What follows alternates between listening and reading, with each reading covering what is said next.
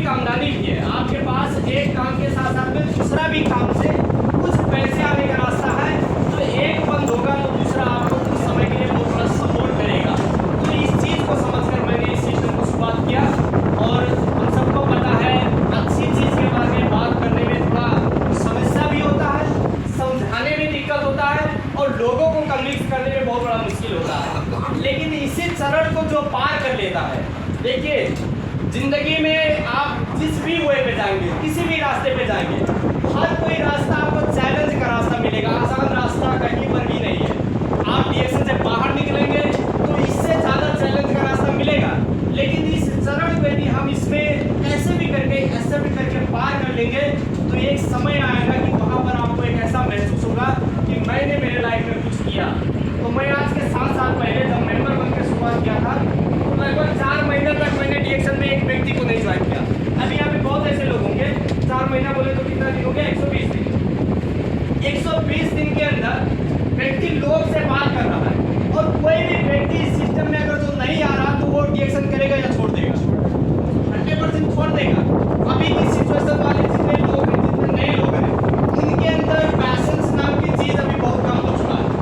एक धैर्यता जो होता है जिंदगी में कुछ पाने के लिए वो बिल्कुल कम हो चुका है। तो 120 दिन में मैं एक व्यक्ति को भी यहाँ पे मेंबर नहीं बना, यानी जीरो में सिंगल था और 43 सनैया से मुझे दोहा जाना आना पड़ता था एवरी फ्राइडे।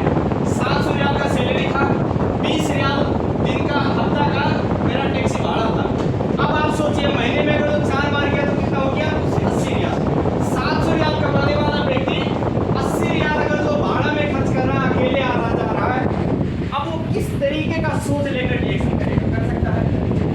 सनैया में रहने वाले लोग या अभी की सिचुएशन में थोड़ा बहुत सैलरी भी सबका इंक्रीज है कतर का रूल्स के हिसाब से, और सनैया में रहने वाले लोगों के लिए मुझे नहीं लग रहा है कि ज़्यादा पैसा खर्च होता होगा आने जाने के लिए। तो अभी हम कैसे भी करके आ सकते हैं, लेकिन उस समय पर जब एक ऑफिस था तो 80 रियाल मुझे खर्च करना पड़ता था सिर्फ वहाँ पर जाकर आने के लिए। लेकिन 700 रियाल की सैलरी को मैंने अगर तो कभी भी देखा होता कि 700 रियाल सैलरी है, 80 रियाल खर्च हो रहा है, एक व्यक्ति मेंबर नहीं बन रहा है, कोई नहीं सुन रहा है, डीएक्शन नहीं होगा, सिर्फ पैसे जा रहा है, तो आज मैं डबल डायमंड ग्रुप में आप लोग के सामने नहीं हूँ। मैं उस जगह पर एक ही चीज़ देखा था कि ये 700 रियाल का जो सैलरी है, अगर जो इसमें मेरे लाइफ को कंप्रोमाइज करना है तो दूसरा काम करने की जरूरत नहीं है। आज बहुत ऐसे लोग हैं छोटी छोटी चीज में अपनी जिंदगी को कंप्रोमाइज करके रखे हुए हैं, राइट या रॉन्ग?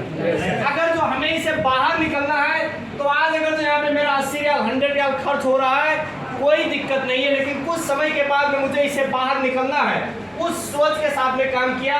20 महीने के अंदर मैं इस सिस्टम में डायमंड बन गया।